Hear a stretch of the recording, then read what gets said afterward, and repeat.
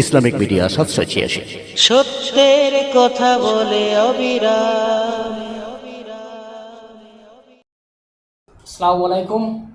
Islamic media 786-র পক্ষ থেকে সকলকে জানাই মাহে রমজানের প্রীতি ও শুভেচ্ছা, আন্তরিক ভালোবাসা। আমি আশিদুল গাজী। আমরা এখন বসে রয়েছি পশ্চিমবঙ্গের গজল জগতের সম্রাট নামে খ্যাত জনাব এসকে হাবিব সাহেবের বাড়িতে।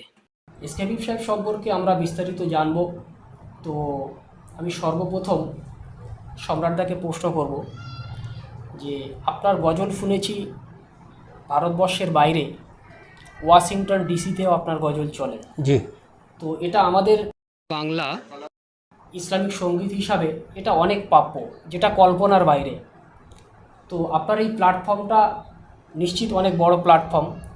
তো আপনি গজল জগতে কিভাবে এলেন, কাকে অনুসরণ করে এলেন, যদি দর্শকদের উদ্দেশ্যে একটু বলেন। সর্বপ্রথমে জানাই সকলকে যারা নাত কাশিদা গজলকে ভালোবাসেন তাদেরকে আমার সালাম, সারা ভারতবাসীকে আমার সালাম জানাই পবিত্র রমজান ঈদুল ফিতরের। কথা হলো, ভারতবর্ষে আমি জন্মগ্রহণ করেছি, পশ্চিমবাংলায় বসবাস করি। আর ভারতবর্ষে বিভিন্ন ভাষাভাষীর মানুষ বসবাস করে, তার মধ্যে দিয়ে আমরা বাংলা ল্যাঙ্গুয়েজ ব্যবহার করি। তো বাংলায় বিশেষ করে বাংলা গজল, নাত, কাশিদা এর ওপরে বেস করে আমার সুনাম অর্জন হয়েছে। বিভিন্ন কবি, যেমন কবি নূর মোহাম্মদ সাহেব, তাঁর বাড়ি ছিলেন মালিপাড়া, তিনি আজ হায়াতে নেই। তিনি হচ্ছেন আমার গুরুজন ছিলেন।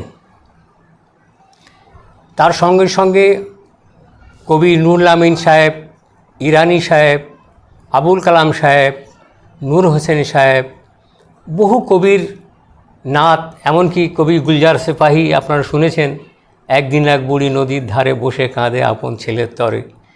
এইসব গজলগুলো আল্লাহ আমাকে দিয়ে গাইয়েছে, মানুষ নিয়েছে।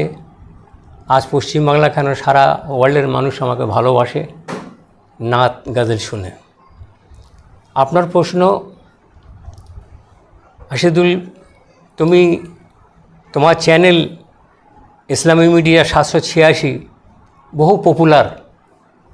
কেন মাঝে মাঝে আমি ফোন ঘাঁটতে ঘাঁটতে দেখি বিভিন্ন মিলাদ শরীফ বলুন, নাত কাশিদা, বিভিন্ন পশ্চিমবাংলার কেন সারা ইন্ডিয়ার মানুষ তোমার গজল শোনে এবং শিল্পীরাও গায়। সেগুলো তোমরা ক্যামেরায় ক্যাদ করে সারা বিশ্বে ছড়িয়ে দাও। তোমাদের অবদান অনেক, তোমাদেরকে সাধুবাদ জানাই। আর সঙ্গে সঙ্গে ইউটিউবকেও সাধুবাদ জানাই যে তারা এই মাধ্যম দিয়ে সারা ওয়ার্ল্ডকে ছড়িয়ে দিচ্ছে। এইটি বিশেষ একটা আলোড়নের সৃষ্টি করেছে ইউটিউব মাধ্যম। আর সেই ইউটিউব মাধ্যম তুমি আজকে আমার বাড়িতে এসছো, আমি খুবই আনন্দিত। আমি একটা নগণ্য মানুষ, আমার কাছে এসছো। আশাদুল, আমার প্রশ্ন হচ্ছে, পশ্চিমবঙ্গে যারা গজল শোনে, যারা সত্যি গজল প্রেমী, জি, তারা তো আপনার বিষয়ে অনেক কৌতূহল রয়েছে। এখনও পর্যন্ত যে কোনো স্টেজে যান যে গজল সম্রাটকে দেখব, মানে আপনার যে জীবনী বলতে যেটা প্রথম স্টেপ, মানে কাকে অনুসরণ করে আপনি গজলে এলেন। একটা তো মাধ্যম থাকে ফলো করে, কাকে অনুসরণ করে একদম প্রথম স্টেপটা কি, গজল জগতে যে পদার্পণ করলেন সেটা কিভাবে শুরুয়াত হলো, সেই সম্পর্কে যদি দর্শকদের একটু বলেন। খুবই ভালো প্রশ্ন করেছ। আমাদের মিঠিপুর অঞ্চল এমনই একটি অঞ্চল যে পীর পরস্তক মানুষ, পীর অলিদের পেগম্বর ইয়ানি হযরত মুহাম্মদ সাল্লাল্লাহু আলাইহি সাল্লাম, আমাদের আব্দুল কাদের জিলানী রহমতুল্লাহ আলাইহি, গরিব নওয়াজ, খ্বাজা গরিব নওয়াজ, এনাদের প্রশংসা, এনার তারিফ, এনাদের জীবনীগুলো কবিরা তুলে ধরেন, কলমের মাধ্যমে তুলে ধরেন আপনাদের কণ্ঠের মাধ্যমে। আর যখন নবী দিবস হয়, বিশ্ব নবী দিবস, আমার হুজুর সাল্লাল্লাহু আলাইহি সাল্লাম তা জানেন, তিনি সুবহে সাদিকের সময় দুনিয়ায় তাশরিফ এনেছিলেন। সেসব ঘটনাগুলো কবিরা লেখেন। তো এখানে কম্পিটিশন হয়। আমাদের মিডিয়াপুর অঞ্চলে বহু বড় বড় স্টেজ তৈরি হয়, আর বিভিন্ন শিল্পীগণ এসে ওই নাচ শরীফ পেশ করেন। তাদের ফার্স্ট, সেকেন্ড, থার্ড প্রাইজ দেওয়া হয় এবং সান্ত্বনাও প্রাইজ দেওয়া হয়। আমার তো বয়স খুব ছোট্ট, 8 থেকে 8.5 বছর বয়স। তা আমি ভাবলাম যে যদি আমি এইভাবে গাই তা আমি পুরস্কার পাবো। আচ্ছা আচ্ছা। আর আমার বেটিমা ছিলেন, তিনি বলতেন এসকে হাবিবের আওয়াজ খুব সুন্দর। নামটা একটু বলবেন যদি হ্যাঁ। দর্শকরা যেহেতু লাইভ দেখছে, হ্যাঁ, দর্শকরা হ্যাঁ। নামটা একটু বলবেন। আমার বেটিমা হচ্ছে, নাম ছিল গুলশান। তো গুলশান বেটি বলল যে এসকে হাবিবের খুব সুন্দর আওয়াজ, তুমি যদি গজল গাও তো মানুষ শুনবে। তা আমার সেই কথাটা মনের মধ্যে এসে গেছে। এসে যাওয়ার পরে আমি কবি নূর মোহাম্মদ সাহেবের বাড়িতে গেলাম। মরহুম কবি হ্যাঁ, মরহুম নূর মোহাম্মদ সাহেব, তিনি আজ আমাদের মধ্যে নেই, আল্লাহ তাআলাকে জান্নাত নসিব করুক। তিনি হচ্ছে আমার গুরুজন। তো তিনি বললেন আমি লিখে দেবো, তোমার আওয়াজ খুব সুন্দর। তো আমাকে প্রথম লিখেছিলেন, একটি ছোট্ট 2 লাইন বলি। আমার নবী কি মহান, হাবিব তাহার রহমান, আম্বিয়ার সুলতান, নাহি কার সমান। মারহাবা সাল্লি আলা কালি কামলিওয়ালা, মারহাবা সাল্লি আলা। আমার নবী কি মহান, হাবিব তাহার রহমান, আম্বিয়ার সুলতান, নাহি কার সমান। যৌথভাবে কবি নূর মোহাম্মদ সাহেব এবং আবুল কালাম সাহেব তখন লিখতেন। আবুল কালাম সাহেব, হ্যাঁ, ওনারা একসঙ্গে 2 বন্ধু ছিলেন, একসঙ্গে যৌথভাবে তেনারা গজলগুলো লিখতেন। আর আমি ছোট্টবেলায় হাফ প্যান্ট পরে ওর বাড়িতে গিয়ে গজল সংগ্রহ করতাম। এই আমার শুরুয়াত। হ্যাঁ, পথ চলা শুরু। এটাই হচ্ছে হাতে খড়ি। তারপর বিভিন্ন কবি আমাকে ডাকলো যে আমার কাছে যদি একটা গাও খুবই ভালো হয়। তো বিভিন্ন কবির কাছে আমি গাইলাম, যেমন আপনার ধরুন নুরুল আমিন সাহেব, রহমতে আলম, রসুল আকরাম, নূরে মুজাসসাম সালাম, আপনারা শুনেছেন। রহমতে আলম, রসুল আকরাম, নূরে মুজাসসাম সাল্লে আলা, প্রিয় কালি কামলিওয়ালা, দুলছে খুশিতে আরশে আলা, রহমতে আলম। এই ধরনের কালাম লিখে দিলেন। তিনি হচ্ছেন কবি মরহুম নুরুল আমিন সাহেব।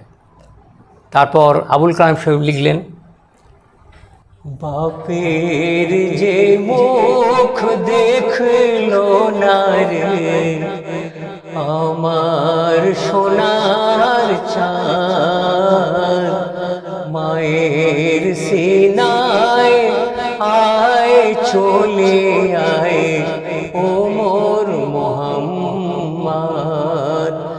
মা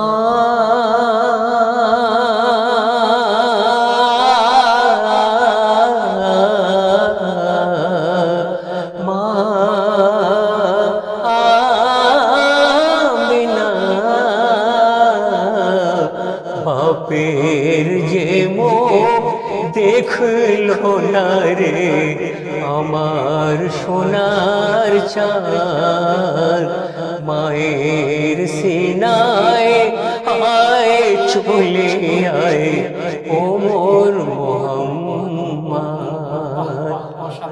সত্যি মানে প্রাণটা জুড়িয়ে গেল সেই পুরনো দিনের। আবুল কালাম সাহেব লিখেছিলেন। মরহুম কবি আবুল কালাম সাহেব, আপনারা জানেন মেটিয়া বুরুজের বুকে বিখ্যাত কবি ছিলেন মরহুম কবি আবুল কালাম সাহেব। তার প্রতিটি লেখার মধ্যে যেন একটা প্রস্ফুটিত প্রাণ রয়েছে, এবং তানার গজল শুনলে সত্যি গজল প্রেমীরা অন্তর থেকে যেন কিছু একটা অনুভব করেন। জি জি জি। তো আমি পরবর্তী প্রশ্নে আসব।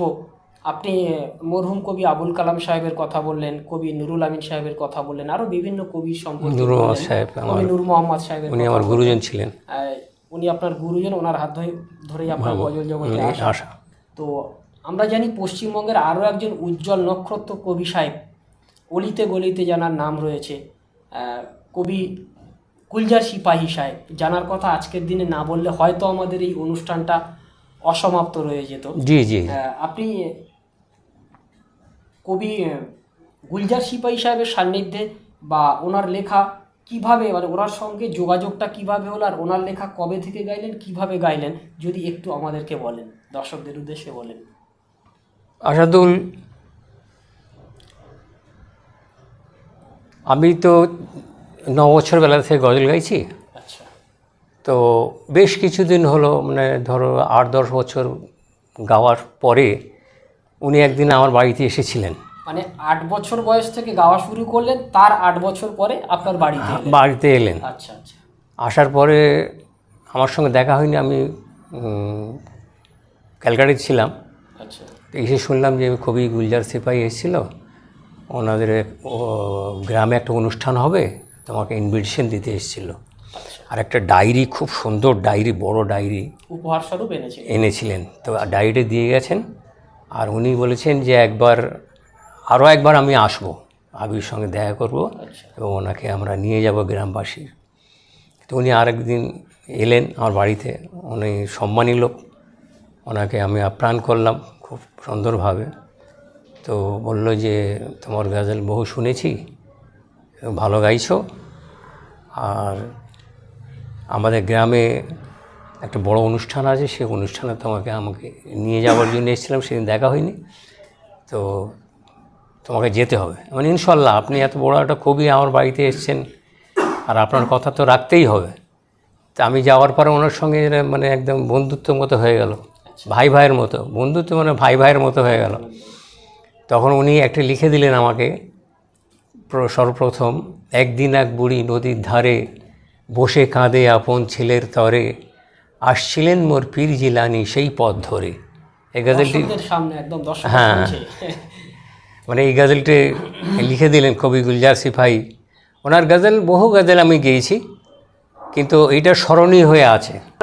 বিভিন্ন কবির নাম শুনলাম, তো একজন কবি সাহেব যিনি হয়তো আজকে আর দুনিয়ায় নেই, মরহুম শফি মরহুম সাহেব, মানে কবি শফি সাহেব। ওনার গজল আমি খুব ছোটোবেলায় তখন শুনতাম। ওনার গজল শোনার পরে আমার খুব ইচ্ছা ছিল, আমি তো তখন ইউটিউব জগতে আসি, তখন খুব বাচ্চা, আমার তখন হয়তো 6 থেকে 7 বছর বয়স, তখন ওই ফিতে ক্যাসেটের যুগ ছিল। আমার ছোট আব্বার বাড়িতে আপনার এবং আরও একজন জলসা করেন বক্তা খোকা মাওলানা সাহেব, প্রায় 150 খানা ক্যাসেট আমার ছোট আব্বার টেবিলে রয়েছে। তখন খুব বাচ্চা তো, 2টো মাইক এনে চালিয়ে দিত। তো সেই সময় মরহুম কবি শফি সাহেবের লেখা গজল আমরা শুনতাম। আজকের দিনে ওনার কথা না বললে হয়তো মানে অনেকটা অন্যায় করে ফেলবো। আপনি যদি শফি সাহেবের লেখা কিছু অন্তত একটা গজল দর্শকদের উদ্দেশ্যে শোনান, তাহলে আমি খুব আনন্দিত হব, খুশি হব। হ্যাঁ, ওনার তো প্রচুর গজল আমি গেয়েছি, যেমন সেজদায় বলে কলম, আহাদে আহমদ, মিলে কেমন, আজকে গো চলেছে জান্নাতে, যার হয়নি মেসাল দুনিয়াতে। তো সবচেয়ে বেশি মানুষ শুনেছে সেজদায় বলে কলম। বলছে কলম ওই সেজদাতে,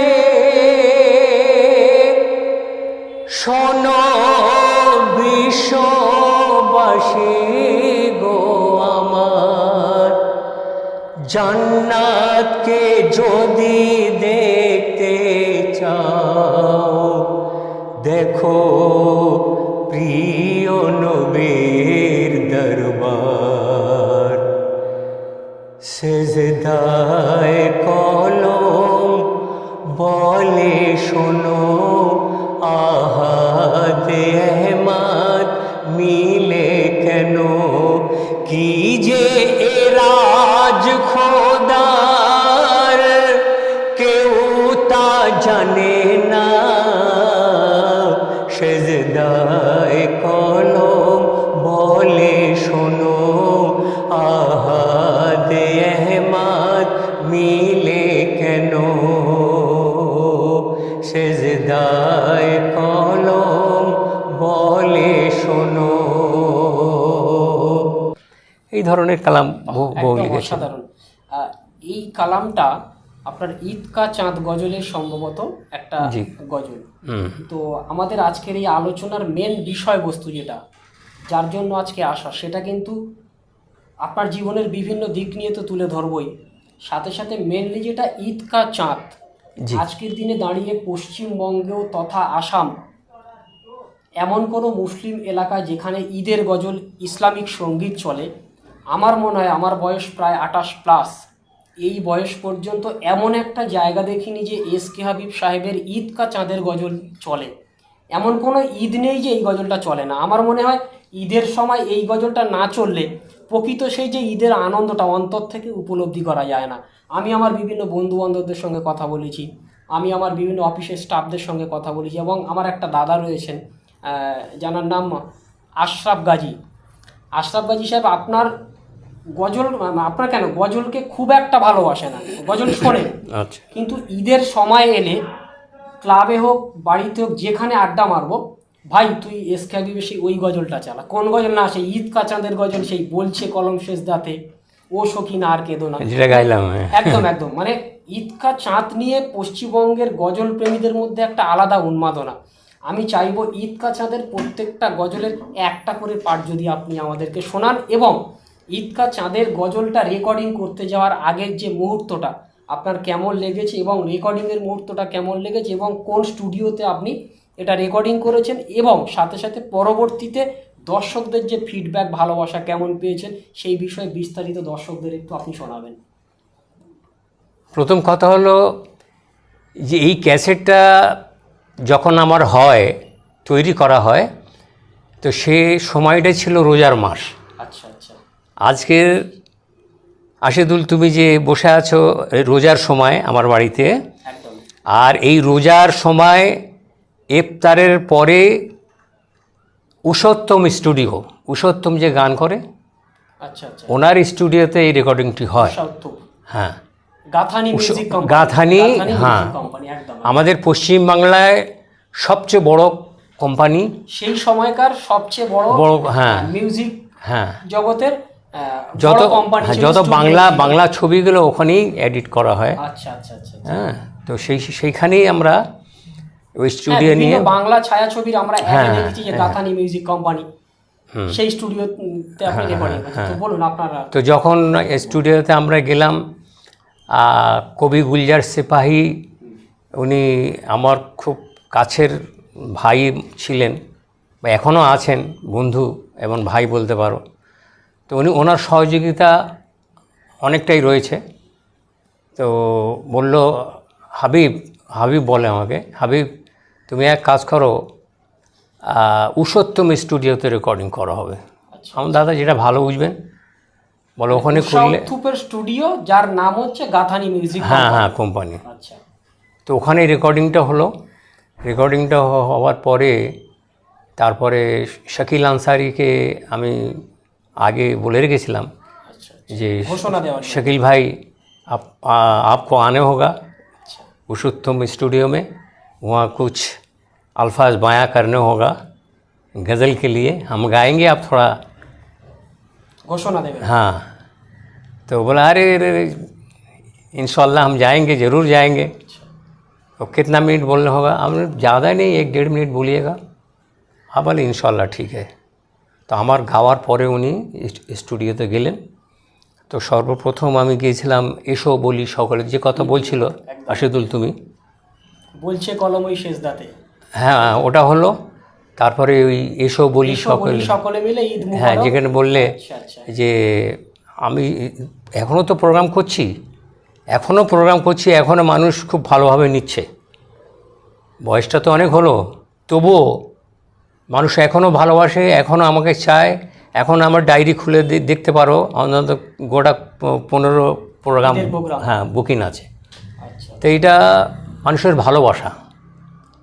আজকে এতদিন যে আমি সার্ভিস দিয়েছি গজল জগতে, আজকের সুনাম না থাকলে কেউ ছুটে আসে না। তো মানুষকে সবসময় চেষ্টা করতে হয় যে আমি ওই জায়গাটা পৌঁছাবো কীভাবে, সে কোনো খেলোয়াড় হোক, শিল্পী হোক, যে কোনো পজিশন হোক। তো এইভাবে তা আমার চিন্তাভাবনা ছিল আমি গজল জগৎ থেকে এমন করে ধরবো যে সেই গজল জগৎটা যেন সারা ওয়ার্ল্ডের মানুষ শুনবে, এবং মানুষ অন্তর থেকে নেয়। আজ আমার সেই সফল হয়েছি আমি, সে আদর্শ যেটা আমার ছিল, সে আদর্শটা আমি ছড়াতে পেরেছি সারা ইন্ডিয়া বলুন, ইন্ডিয়ার বাইরে বলুন। আজকের যে বিভিন্ন ছেলে মেয়েরা আমাদের গাইছে, ভালো গাইছে, তোমরা ইউটিউব ছাড়ছো 786, এটা কম কথা নয়। তাদের আগে তো আমাদের এই হাইলাইট করার মতো কেউ ছিল না। আচ্ছা আচ্ছা, আমরা সেই ফিতে ক্যাসেটের মাধ্যম দিয়ে যতটুকু প্রচার করতে পেরেছি। প্রথমে ছিল আজকে তোমরা এই যে ইসলামী মিডিয়া 786, আমার ছোট ভাই বসে আছে এই আসাদুল, আজকের সারা পশ্চিমবাংলার ছেলে মেয়েকে এরা আজকের হাইলাইট করছে। আজকে আমার পাশে বসে আছে, একে দোয়া করবেন এই যেন আরও বিস্তারিতভাবে বড় হতে পারে, সকলের অ্যালবামগুলো আপনাদের শোনাতে পারে। আপনারা সাবস্ক্রাইব করবেন। আমি যেগুলো বলছি এগুলো খেয়াল রাখবেন। ইনশাল্লাহ রোজার সময় আপনাদের সবাইকে রোজার শুভেচ্ছা তো আগে দিয়েছি, আরও দিলাম। তো আমার কাছে প্রশ্ন তো করছে আমাদের আশিদুল, আমি তার উত্তরগুলো দিচ্ছি। তো মোটামুটি যে উষো স্টুডিওর কথা বলছিল, ওটা খুব উন্নত মানের স্টুডিও, ওখানে প্রচুর খরচ। তৎকালীন সময়ে সবচেয়ে জনপ্রিয় এবং সবচেয়ে বড় স্টুডিও কলকাতার। তখন মানে আমরা করেছিলাম 10,000 টাকায়। আচ্ছা, তাহলে এখন কত হবে সালটা মানে মনে নেই না, না অনেক দিনের কথা, তো প্রায় 20 থেকে 25 বছর আগে, আরও বেশি হবে, মানে 28-30 বছরের কাছে। তৎকালীন সময়ে 10,000 টাকা আজকের বাজার দর যদি করা যায়, সেটা তো মানে দর্শকরা বুঝতে পারছো। তো যাই হোক, বলুন তারপরে। ওই এসো বলি সকলে ঈদ মুবারক, তারপরে সেজদায় বলে কলম যেটা গাইলাম, কোনটা বলবেন? তারপর কোনটা? প্রত্যেকটা গজল সুপার। আর তুমি বলছো একটু একটু করে গাইতে হবে, আমি যদি একটু একটু করে গাইতে 10 দিন লাগবে। ঠিক আছে, আপনি ঈদ কাচাদের আপনার মনোনীত কয়েক হাজার গজল গেয়েছি, যে কোনো একটা ঈদ কাচাদের আপনার মনোনীত যে কোনো একটা বা দুটো দর্শকদের উদ্দেশ্যে আপনি একটু গান। কেউ ভালোবাসে আজ দুঃখ নেব না খুশি নেব, কেউ বলে দাদা এসো বলি সকলে মিলে, কেউ বলে ও সকিনা আর কেঁদো না। যেমন আচ্ছা, সম্রাট সাহেবের মুখ থেকে শুনলেন যে বিভিন্ন গজল, কোনটা ছেড়ে কোনটা গাইবেন। তো এখন যেহেতু রোজার মাস চলছে, আমার মনে হয় আজ দুঃখ নেব না খুশি নেব একটা গান, আর আরেকটা রোজার পরে যে ঈদ আসছে, এসো বলি সকলে মিলে ঈদ মুবারক, ওটা একটু গান। আজ দুঃখ নেব না খুশি নেব, এ অন্তরে মানে হার্ট টাচ করে, মানে এই গজল শুনলে মানুষের।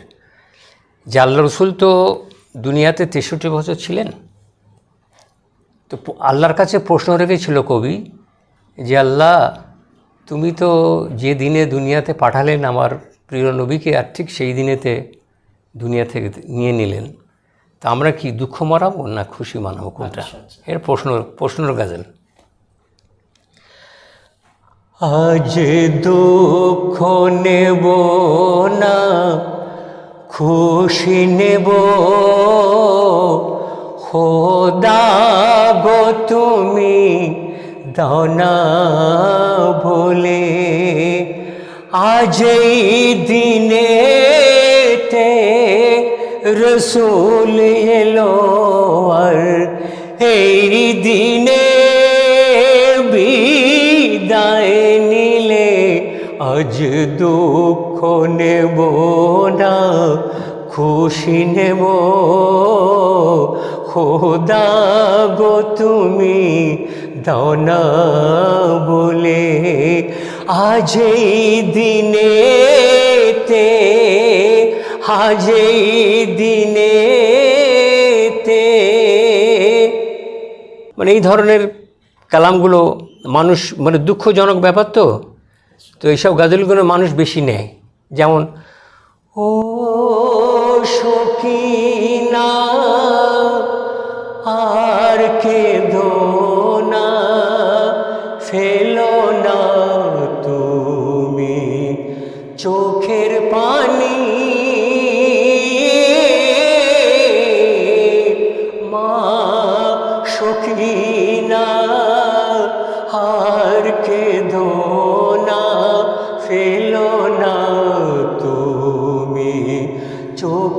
পানি মা সখিনা। বাহ, অসাধারণ অসাধারণ। আমার আপনার কাছে আজকের দিনের পরবর্তী প্রশ্ন, পশ্চিমবঙ্গের গজল শিল্পীদের মধ্যে সর্বপ্রথম বাংলাদেশ সফর করেছিলেন আপনি। জি, সালটা এই মুহূর্তে আমার মনে নেই, তো আপনি দর্শকদের উদ্দেশ্যে বলবেন। পশ্চিমবঙ্গের গজল জগৎ, আমরা একটা, আমাদের দেশটা হিন্দুস্তান, সেই হিন্দুস্তানের বুকে বিশেষ করে পশ্চিমবঙ্গের একজন শিল্পী দেশের গণ্ডি পেরিয়ে সুদূর বাংলাদেশে যাচ্ছে সর্বপ্রথম, এটা কিভাবে সম্ভব হলো এবং বাংলাদেশের মানুষ কতটা গজল প্রেমী সেই সম্পর্কে এবং তাদের গজল সম্পর্কে একটু যে উন্মাদনা এবং আপনার প্রথম যে বিদেশ সফর সেই সম্পর্কে যদি একটু আমাদের সামনে দর্শকদের উদ্দেশ্যে বলেন। বাংলাদেশে একটু গ্রাম আছে শ্রীনগর বলে, কাশ্মীরে একটা শ্রীনগর আছে, একদম বাংলাদেশে একটা শ্রীনগর আছে। তো আমার একজন বন্ধু ওখানে একটা মসজিদে কিছু মাইক টাইক মেশিনপত্র সেখানে দান করার জন্যে আচ্ছা আচ্ছা তাঁরা বলেছিলেন। তো উনি এখান থেকে সব কিনে নিয়ে, আর বিশেষ করে আমি যাব বলে, আমার যাবার প্রোগ্রাম ছিল বলে ও আরও উন্নত মানের মেশিনপত্রগুলো কিনে সেখানে নিয়ে যাওয়া হয়, সেখানে অনুষ্ঠান হয় খুব সুন্দরভাবে। মানুষ ওই যে বাপের যে মুখ দেখলো না গো আমার সোনার চাঁদ, মায়ের সিনায় আয় চলে আয় ওমর মোহাম্মদ, মানে দুঃখজনক যে গজলগুলো, একদম স্যাড সাউন্ড যাকে বলা হয়, এগুলো ওনারা খুব পছন্দ করেছিলেন। মানে অন্তর ছোঁয়া যাকে বলা হয়। প্রথম বাংলাদেশ সফর হলো, তারপরে এইদিকে ধরুন দিল্লি, মুম্বাই আমি 3 বার গিয়েছি।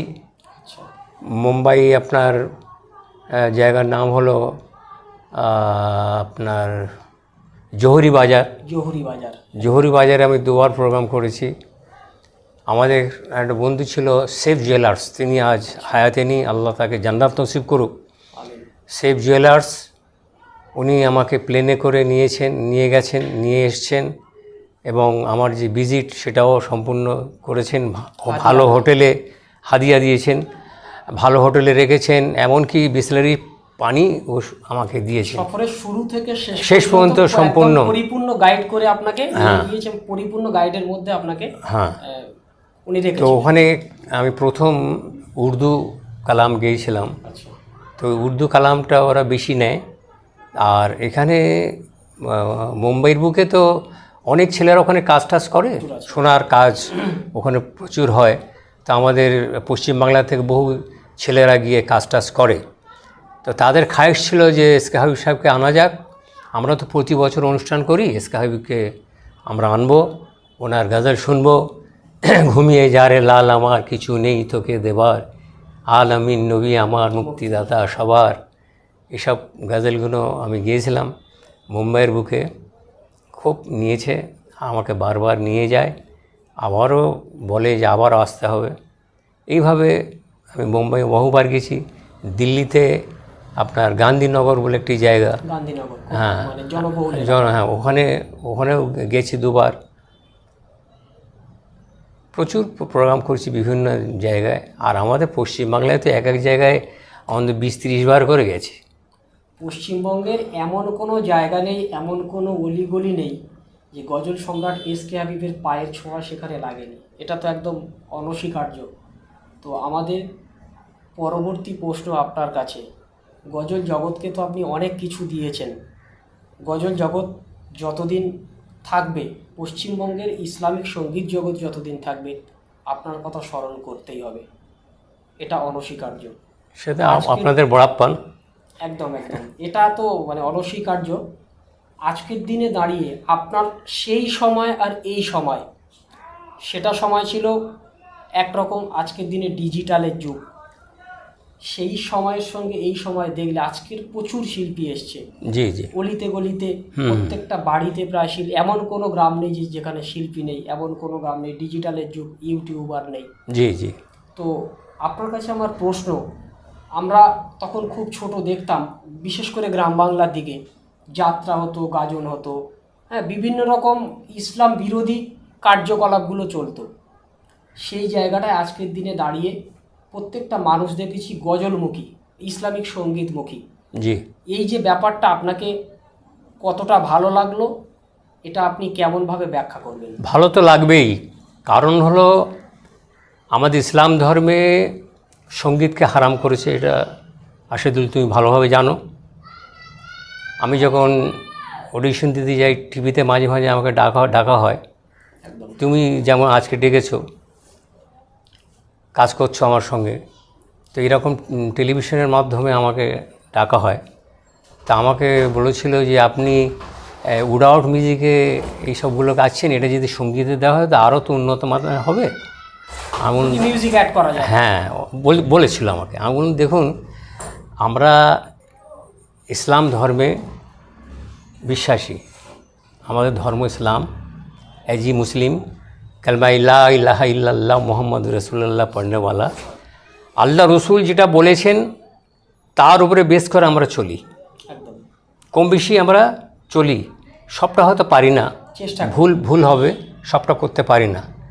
আমরা 5 ওয়াক্তের নামাজ ঠিকভাবে পড়তে পারি না, আর কি বলবো, দুঃখের বিষয়। 50 ওয়াক্ত নামাজ এসেছিল, সেই জায়গায় 5 ওয়াক্ত আল্লাহ রসুল করেছে, সেটাও পাচ্ছি না। তো চেষ্টা করি, মানুষ চেষ্টা করতে হবে সব সময়। তো যাই হোক, এইভাবে চলে আসছে। কী প্রশ্ন করছিলে? আগেকার দিনে আচ্ছা, গান বাজনা যেটা হতো, হ্যাঁ, এখন হ্যাঁ, গজলে রূপান্তরিত। রূপান্তর, হ্যাঁ। তো আমি বললাম দেখো, দর্শকদের উদ্দেশ্যে। হ্যাঁ, আমি দর্শকদের উদ্দেশ্যে বলছি, আমরা যদি এই গজলের মাধ্যমে মিউজিক দিই, এটা হারাম হয়ে যাবে, এটা আল্লাহ রসুল বলেছে, এটা এসকে হাবিব বলছে না। আর সেটাকে স্মরণ করে আমরা চলি। তো যখন আমি টেলিভিশনের মাধ্যমে গেলাম, আমাকে বলল, দাদা আপনি যে বললেন যে গজলে যদি মিউজিক দেওয়া হয় এটা হারাম হয়ে যাবে, তাহলে এটা কাটতে হবে, এটা আবার বলতে পারবো না। আমি সেটা আপনাদের ব্যাপার, আমার যেটা বলার আমি সেটা বললাম। সেবার কোনটা নেবে না নেবে সেটা তোমাদের ব্যাপার। সেখানে আমি বললাম টেলিভিশনের মাধ্যমে। তা আমি মনে করি, যেমন কোরআন পাঠ করা হয়, অন্তর দিয়ে পাঠ করা হয়। মানুষ, আপনি শুনেছেন আমেরিকার একটি মেয়ে সঙ্গীত শিল্পী, আমি হ্যাঁ ইসলাম, তুমি টিভি দেখেছি, আমি দেখেছি, ইউটিউবের মাধ্যমে আমি দেখেছি, এটা ইংলিশ মেয়ে, গান, পপ গান শিল্পী, অতি সুন্দর মেয়ে দেখতে, অত্যন্ত জনপ্রিয়, দেখতেও পরীর মতো দেখতে। সে, হ্যাঁ, মানে সে আজান শুনতো, আজানের এত মধুর আওয়াজ ভেসে ভেসে আসে তার কানে, সে শুনে মুগ্ধ হয়ে সে ইসলাম ধর্ম গ্রহণ করেছে।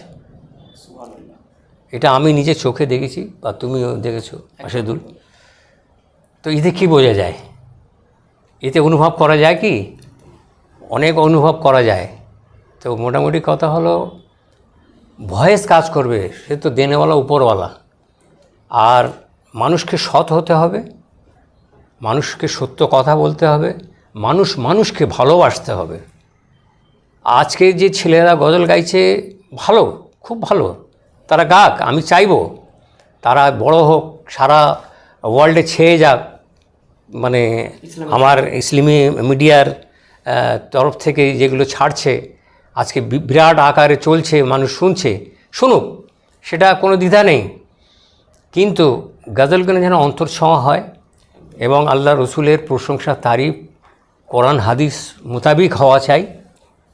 আর বিশেষ করে কিছু কিছু জায়গায় আমি দেখেছি, ওই যে পাকিস্তানি যেরকম গজল হয়, গজল গাইছে একজন, পেছন থেকে একটা ডিজে মতো আওয়াজ দিচ্ছে, এইগুলো কিন্তু আমার মনে হয় এগুলো না করাই ভালো। এটা আমার খেয়াল। আপনার ব্যক্তিগত, আমি কাউকে খারাপ বলবো না, আর কাউকে ভালোও বলবো না, ঠিক আছে? আমার ব্যক্তিগত কথা আমি বলছি, যে ওগুলো না করাই ভালো। যেমন কোরআন পড়া হয় শুদ্ধভাবে, আজান দেওয়া হয় শুদ্ধভাবে, এইভাবে যদি করে মানুষ শুনবে, অথচ ওই মিউজিকটার দিক থেকে সরে যাবে। আর যে কথা তুমি বলছিলে যে আজ গজল জগৎ এসে অনেক, আমি শুনেছি, হ্যাঁ, এই যে কাবালি হতো, কাওয়ালি, গাজন, যাত্রাপালা, হ্যাঁ গ্রাম বাংলা। হ্যাঁ, গ্রাম বাংলায় দেখবেন বিশেষ করে কাওয়ালি হতো, ফাংশন হতো, ডিজে টিজে নিয়ে, এগুলো অনেক মানে সমাধা হয়ে মানে নেই বললে চলে। কিছুদিন আগে পেপারে আমি দেখেছিলাম যে এসকা হাবিবের গজল শুনে আজ কাওয়ালি জগৎ শেষ হয়ে গেছে, পেপার একবার এসছিল। তা আমি শুনে ভালোও লাগলো, আর ফের ভাবলাম যে তাদের রুজি রুটিটা গেল, এটাও ভাবলাম। আমি যেটা করে আল্লাহ ভালোই করে, এটা আমাদের হাতে তো কিছু নেই। আমি তো কাউকে বলিনি যে তোমরা কাওয়ালি করো না, একদম ঠিক আছে। তো এইভাবে যদি ছেলেরা ভালো ভালো কালাম গায়, এতে আমরা খুশি। একদম একদম ঠিক কথা বলেছেন। গজল জগৎ আরও এগিয়ে যাক, এটাই আপনি বলতে চাইলেন। আমরাও চাই গজল জগৎ আরও অনেক এগিয়ে যাক এবং ডিজিটালাইজেশন করার জন্য আরও অনেক ইউটিউবার ভাইরা এগিয়ে আসো। আমরা আপ্রাণ তাদেরকে চেষ্টা করব, সমস্ত রকমের সহযোগিতা করব। আমাদের হাতে একদম সময় কম, অনুষ্ঠান প্রায় শেষাগত হয়ে এসছে। আপনাকে আমি প্রায় শেষ প্রশ্ন বলতে পারি। আপনি যেটা একটা গজল গেয়েছিলেন আমার মনে রয়েছে, সরকারি কোনো অনুষ্ঠানে গিয়েছিলেন। কলম পত্রিকার একজন সাংবাদিক, বিখ্যাত সাংবাদিক জনাব রেহমান মালিক সাহেব, হ্যাঁ, রেহমান মালিক সরকার, সাহেব আপনার খুব কাছের বন্ধু এবং আমার খুব ভালোবাসার মানুষ। কাল ফোন করেছিলাম, গুরুজন এবং আমার কি বলবো বড় দাদা সমতুল্য, আমাকে খুব স্নেহ করে, আমি ওনাকে অত্যন্ত ভালোবাসি। ওনার বাড়ি গিয়ে একবার আপনাকে কল করেছিলাম, আপনার হয়তো মনে রয়েছে। তো উনি একটা কথা বললেন যে সরকারি একটা অনুষ্ঠানে আপনাকে সরকারি কনভয়, গভর্নমেন্টের মানে পুলিশের গাড়ি সামনে রয়েছে, লালবাতি গাড়ি, এবং আপনি মাঝখানে আমাদের রেহমানদার রয়েছেন, পেছনে গাড়ি করে আপনাকে কোনো একটা অনুষ্ঠানে নিয়ে গিয়েছিলেন বাংলাদেশের বর্ডার একদম। সেই অনুষ্ঠান সম্পর্কে যদি আপনি দু চার কথা বলেন। রেহমান সরকার ও একজন বিশিষ্ট ব্যক্তি বলা যায়, খুব শিক্ষিত ছেলে, ওর মধ্যে যথেষ্ট ট্যালেন্ট আছে। আর সাংবাদিক, আমার সঙ্গে গতকাল ফোনে অনেক কথা হয়েছে, ও আসবে হয়তো 26 তারিখে আসার কথা আছে। তো আমাকে বলল যে ফোনে আমার ছেলে মেয়েকে দুটো গজল শোনাতে হবে। তা আমি শুনিয়েও দিলাম। আমি ছেলের ওর যখন বিয়ে হয়েছে আমাকে ইনভিটেশন দিয়েছিল, আমি যেতে পারিনি, দুঃখের বিষয় রেহমান সরকারের। তো আমি ভেবেছি যাব ইনশাল্লাহ সময় করে একদিন। তোর মধ্যে যথেষ্ট ট্যালেন্ট আছে। আর হ্যাঁ, উনি নিয়ে গেছিলেন আমাকে একদম বাংলাদেশের বর্ডারে। আমি তো শুধু আল্লাহ রসুলের প্রশংসা করি বটেই, আপনার আব্দুল কাদের জিলানি, খাজা গরিব নওয়াজ, যত পীর অলি দরবেশ ফকির সকলের প্রশংসা আমি করি, এটা করা উচিত। হ্যাঁ, আল্লাহওয়ালাদের প্রশংসা করা উচিত। তার সাথে সাথে আমি যে দেশে থাকি, আমাদের তো বিশাল দেশ ভারতবর্ষ, সেখানে হিন্দু মুসলিম আমরা সবাই মিলেমিশে ধর্মের সমাবেশ, হ্যাঁ, বিভিন্ন মানে কি বলা হয়, ভাষাভাষীর মানুষ, হ্যাঁ, মিলেমিশে থাকি। আমাদের মধ্যে কোনো জাতিভেদ রাখি না। আমরা পুজোর সময়ও আমরা যাই, আর ঈদের সময় আমাদের বাড়িতে আসে। আমাদের মধ্যে কোনো হ্যাঁ, খুব ভালো আমাদের মধ্যে, বিশেষ করে আমাদের মেটিয়াপুজি অঞ্চলে। কারণ আমি মেটিয়াপুজির ছেলে, তো এখানে রেডিমেড গার্মেন্টসের ব্যবসা হয়, আপনারা সকলেই জানে, ইন্টারন্যাশনাল ব্যবসা হয়।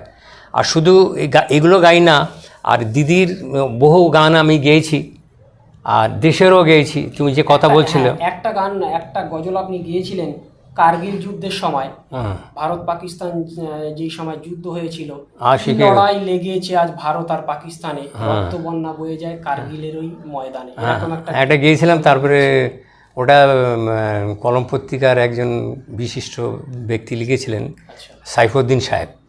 ও আমার ছোট ভাই। সাইফুদ্দিন সাহেব বহু লেখা দিয়েছে, যে দোলা দে দোলা দে, ওটা ওরই লেখা, আমি সুর করেছিলাম। তো ওর মধ্যেও ট্যালেন্ট রয়েছে। আর রেহমান সরকার যেটা বলছো, ওটা ভারতবর্ষের উপরে গিয়েছিলাম। একটু শোনাই তাহলে দর্শকদের। ভারতবাসীর রক্তে গড়া আমার ভারত দেশ, জাতি ধর্ম নির্বিশেষে একই পরিবেশ। ভারতবাসীর রক্তে গড়া, ভারতবাসীর রক্তে গড়া আমার ভারত দেশ, জাতি ধর্ম বর্ণ নির্বিশেষে একই পরিবেশ। ভারতবাসীর রক্তে গড়া, ভারতবাসীর রক্তে গড়া, ভারতবাসীর রক্তে গড়া। অসাধারণ। দেশের উপরে একদম দেশের উপরে হ্যাঁ। বিভিন্ন ধরনের কালাম আপনি গান, হ্যাঁ এবং বিদ্রোহী কালাম একটা গিয়েছিলেন, বীর মুজাহিদ সাদ্দাম হ্যাঁ, হোসেন, হ্যাঁ, ইরাক ও মুসলিম হ্যাঁ, জিন্দাবাদ, হ্যাঁ, যাতে আপনার ইরাক যুদ্ধের সময়, ইরাক যুদ্ধের সময় ইরাক আর গিয়েছিলাম। কুয়েত যখন যুদ্ধটা হ্যাঁ, হয়েছিল, কবি নুরুল আমিন সাহেব লিখেছিলেন। ওই ওই ওই বিষয় এবং ওই গজলটার যদি একটা ছন্দ আপনি শোনান। বীর মুজাহিদ সাদ্দাম হোসেন, ইরাকি মুসলিম জিন্দাবাদ, এই লেখাটি লিখেছিলেন কবি মরহুম নুরুল আমিন সাহেব। আমি একদিন বাড়িতে আছি, উনি হঠাৎ লিখে এনে আমাকে বলছে এই গজলটি গাইতে হবে। আমি দেখি যে তো বিদ্রোহী, তা আমি যেন এটি ইতস্ত হলো যে এর বিদ্রোহী গজলটা গাওয়া ঠিক হবে কি? বলো তুমি গাও না, ইনশাল্লাহ সবাই শুনবে, আর এ তো ভালো লেখা। তখন আমি ওই গিয়েছিলাম, আসসালাম আসসালাম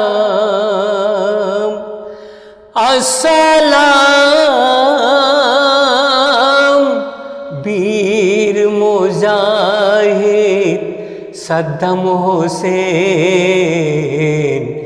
ইরাকি মুসলিম জিন্দাবাদ। চন্দ্র সূর্য রাতার দিন, দুনিয়াতে মুসলিম রবে আবাদ। আসসালাম আসসালাম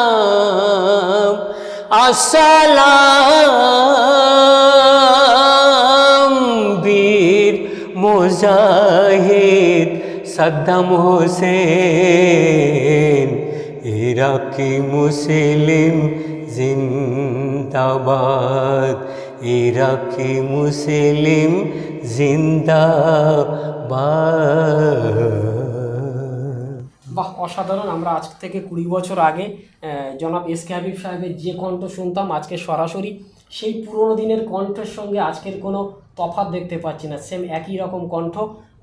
দর্শক বন্ধুরা, আপনারা জানেন সময় খুবই স্বল্প, সময়ের স্বল্পতার কারণে আমরা আমাদের অনুষ্ঠান প্রায় শেষ করতে চলেছি। সম্রাট সাহেব, বলুন। আপনার কাছে আমার লাস্ট প্রশ্ন, আপনি কিছু একটা বলবেন, সেটা অবশ্যই বলবেন। তো আমার পক্ষ থেকে একটা শেষ প্রশ্ন, আজকের দিনে দাঁড়িয়ে গজল জগতে প্রায় 5 থেকে 6 বছর হয়ে গেল, ইউটিউব জগতে এলাম। তো ইউটিউবে এসেছি, সত্যি আমার স্বপ্ন আজকে সার্থক হয়েছে যে আপনার মতো মহান ব্যক্তিদের সান্নিধ্য আজকের আমি পেয়েছি, যার জন্য ইসলামিক মিডিয়ার পক্ষ থেকে আপনাকে অসংখ্য মুবারকবাদ জানাবো।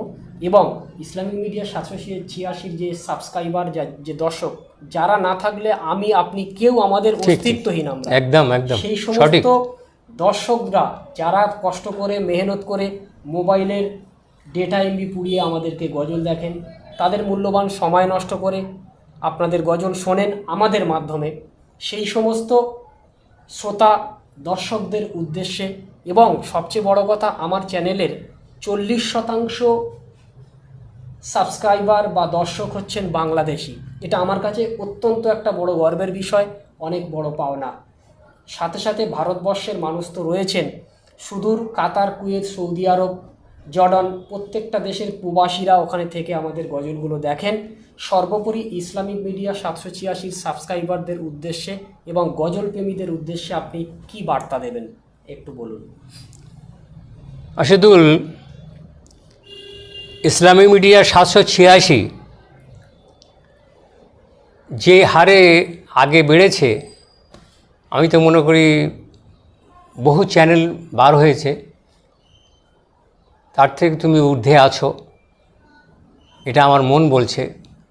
কেন, আমি তো ইউটিউব দেখি খুললেই দেখা যায় তোমারই চ্যানেল 786 কারোর না কারোর গজল তুমি ছাড়ছো, এটা কম কথা নয়।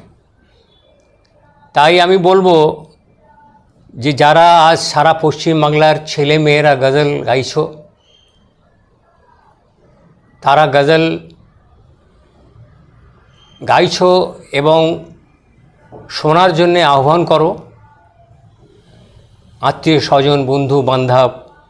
কেন এই মিডিয়াকে আরও হাইলাইট করতে চাই আমরা, কারণ হলো এই আশিদুল বহু পরিশ্রমী ছেলে। আমি জানি আমার যেখানে অনুষ্ঠান হয় ও ছুটে সেখানে যায়, সেখানে ক্যামেরা ট্যামেরা নিয়ে ও সেখানে হাইলাইট করে, এবং শুধু আমার নয় যত শিল্পী আছে পশ্চিমবাংলার সকলকে হাইলাইট করার চেষ্টা করে। যার জন্য আমার বলার উদ্দেশ্য, ইসলামী মিডিয়া 786 আমাদের এই যে ছোট্ট ভাই আশিদুল, এর চ্যানেলকে তোমরা দেখবে এবং সাবস্ক্রাইব করবেন। এটা তোমাদের ভালোবাসার পাত্র ইশকে হাবিব, যাকে তোমরা গজল সম্রাট বলে জানো। আমি গর্ব করে বলছি না, আপনারাই দর্শকরা যারা শুনছেন তারাই বানিয়েছেন। হ্যাঁ, আজকের গজল সম্রাট বানিয়েছেন ইশকে হাবিব তোমরা তৈরি করেছো। তোমরা যদি গজল না শোনো আমাদের কোনো দাম নেই। কিছুক্ষণ আগে আশিদুল বলল যে দর্শক যদি না শোনে না দেখে তাহলে আমাদের কোনো দাম নেই। সে কোনো খেলোয়াড় হোক, যে কোনো ক্রিকেটার হোক, ফুটবলার হোক, একদম প্রতিটা ক্ষেত্রে, তাই না একদম একদম আশিদুল? তো মোটামুটি কথা হলো তোমরা দেখবে এবং সাবস্ক্রাইব করবেন, এটা আমার অনুরোধ রইল। এই 786 আশিদুল আমাদের ছোট্ট ভাই, খেয়াল রাখবে, এটা আমার খুব অনুরোধ রইল। আর আমার যারা আমার ছোট ছোট ভাইরা এখানে আপনারা যারা দেখছেন, হ্যাঁ দেখছেন, ক্যামেরাতে আমাদের কিন্তু দেখছেন, কিন্তু ক্যামেরার পেছনে যারা অনেকজন আছে তারা পরিশ্রম করছে, ক্যামেরা চালাচ্ছে, কেউ অনেক কিছু লাইটিং ধরে আছে, চালাচ্ছে, হ্যাঁ সেসব নামগুলো, হ্যাঁ অডিও সিস্টেম আছে, ভিডিও হ্যাঁ সিস্টেম আছে। তো ওনাদেরও আমরা দেখাবো কোনো একটা সময় হলে, একদম আমরা অবশ্যই ইনশাআল্লাহ ভিডিওর মাধ্যমে দেখাবো। হ্যাঁ ভিডিওর মাধ্যমে দেখানো হবে। কুচি সাহেব এবং আমার বন্ধু জনাব তৌসিফ শেখ সাহেব। আচ্ছা আচ্ছা, ভালো বাবা, তোমরাও ভালো কাজ করছো, ধন্যবাদ তোমাদের আমার তরফ থেকে। আর বিশেষ করে যারা গজল শোনো আমার গ্রামগঞ্জে মা বোনেরা, আমার ছোট ছোট বাচ্চারা, 786 মনে রাখবে, ইসলামিক মিডিয়া ইসলামী মিডিয়া 786 আশিদুল এই চ্যানেল থেকে আমাদের গজলগুলো তোমরা দেখবে, বিভিন্ন দেখবে, সবের দেখবে। নাল বলবে ইশকে হাবিব সাহেব শুধু আশিদুলকে হাইলাইট করছে, সেটা নয়, আমি সকলের জন্যে। কিন্তু আজ আশিদুল আমার বাড়িতে খাস করে ডেট নিয়ে এসছে, যার জন্য ওকে বেশি ওকে ভালোবাসছি আর কি, ইনশাল্লাহ। আপনাকেও অসংখ্য ধন্যবাদ। আপনি ভালো থাকবেন, সুস্থ থাকবেন, সাবধানে থাকবেন, বাস দোয়া করো, এই দোয়া করি। হ্যাঁ। আর দর্শকরা যারা দেখছো, আপনারা জানেন সময় অত্যন্ত কম, যার জন্য আজকের আমাদের এই অনুষ্ঠান এখানেই সমাপ্ত করলাম। পরবর্তীতে আবার ইনশাআল্লাহ আসবো আপনাদের খিদমতে। আপনাদের ভালোবাসায় আজকের এই ছোট্ট জায়গাতে এসে আমি খুবই আনন্দিত, অত্যন্ত গর্বিত। আপনারা ভালো থাকবেন, সুস্থ থাকবেন, সতর্ক থাকবেন। খোদা হাফেজ।